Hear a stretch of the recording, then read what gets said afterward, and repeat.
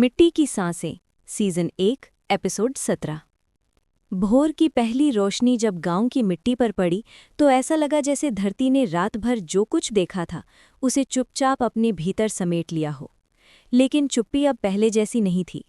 हवा में एक अजीब सी कठोरता थी, डर नहीं बल्कि निर्णय। ईंट भट्टे के पास लगी पीली पुलिस टेप अब केवल चेतावनी नहीं थी, वो गवाही बन चुकी थी। टूटे दरवाजे, खेतों में पड़े जूतों के निशान और मिट्टी में धसी हड्डियों की तस्वीरें, सब कुछ मिलकर एक ही बात कह रहे थे, सच वापस दफन नहीं होगा। नीरा नींद से नहीं, जिम्मेदारी से जागी। रात की धमकियों और हमले की यादें उसके भीतर कहीं जम गई थीं, लेकिन उसकी आंखों में आज भय नहीं था। उसने खिड़की खोली। दूर मंदिर की घंटी बजी, वही पुरानी, लेकिन आज उसकी आवाज़ अलग थी, जैसे गांव खुद अपने लिए खड़ा होने का ऐलान कर रहा हो। घर के बाहर लोग इकट्ठा होने लगे थे। कोई पानी लेकर आया, कोई दवाइयाँ, कोई बस चुपचाप साथ खड़ा था। कल तक जो चेहरे झुके रहते थे आज सीधे दिख रहे थे। नीरा ने सबको देखा और समझ गई कि ये लड़ाई अब अकेली नहीं रही। पुलिस थाने में सुबह से हलचल थी। रात के हमले की एफआईआर दर्ज हो चुकी थी, लेकिन दबाव भी उतनी ही तेजी से बढ़ा था। थानेदार शर्मा फाइलों के बीच बैठे थे। उनकी कुर्सी अब पहले जितनी आरामदेह नहीं लग रही थी। ऊपर से फोन, नीचे से भीड़ और बीच में सच। उन्होंने गहरी सांस ली। वर्षों की नौकरी में उन्होंने बहुत कुछ देखा था, पर ऐसा गांव नहीं जो डर के बाद भी पीछे न हटे। मीडिया की गाड़ियां धूल उड़ाती हुई गांव में घुसी। कैमरे घूमे, माइक खुले, सवालों की बौछार शुरू हो गई। कौन जिम्मेदार है, कब से, किसके आदेश पर? हर सवाल किसी न किसी दरवाजे पर दस्तक दे रहा था। नीरा सामने आई। उसकी आवाज में नाटकीयता नहीं थी, केवल तथ्य।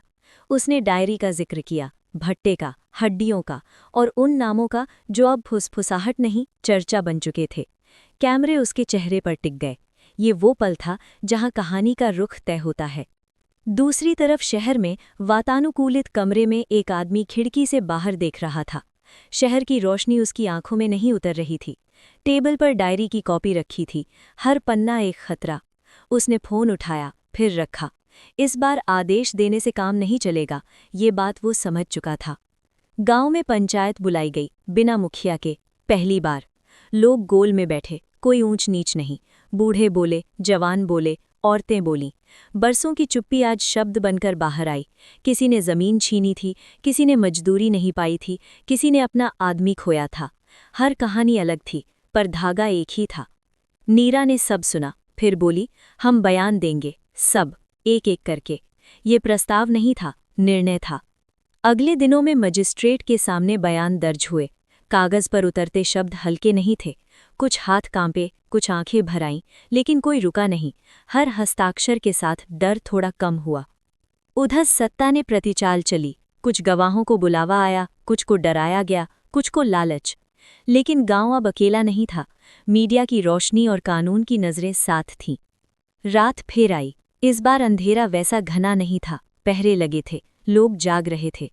एक संदिग्ध गाड़ी गांव की सीमा पर रुकी और लौट गई। संदेश साफ था, अब ये आसान नहीं। नीरा छत पर खड़ी आसमान देख रही थी। तारों के बीच उसे अपने पिता की याद आई, उनकी चुप्पी, उनका पछतावा। उसने डायरी बंद की और मन ही मन कहा, अब तुम्हारी चुप्पी हमारी आवाज़ बनेगी। सुबह अखबारों की सुर्खियां बदली हुई थीं। नाम छपे, सवाल उठे और जवाब मांगे गए। विधानसभा में शोर मचा। जांच की घोषणा हुई। ये जीत नहीं थी, लेकिन शुरुआत थी। गांव में लोग खेतों की ओर लौटे, हल चले, बीज पड़े, मिट्टी ने सांस ली। ईंट भट्टे के पास पुलिस की गाड़ी अब स्थायी थी। एपिसोड का अंत किसी धमाके से नहीं, एक दृश्य से हुआ। बच्चे मिट्टी में खेल रहे थे और नीरा दूर खड़ी उन्हें देख रही थी। उसकी आंखों में थकान थी, लेकिन उम्मीद भी, क्योंकि लड़ाई अभी खत्म नहीं हुई थी। मिट्टी ने बोलना शुरू कर दिया था।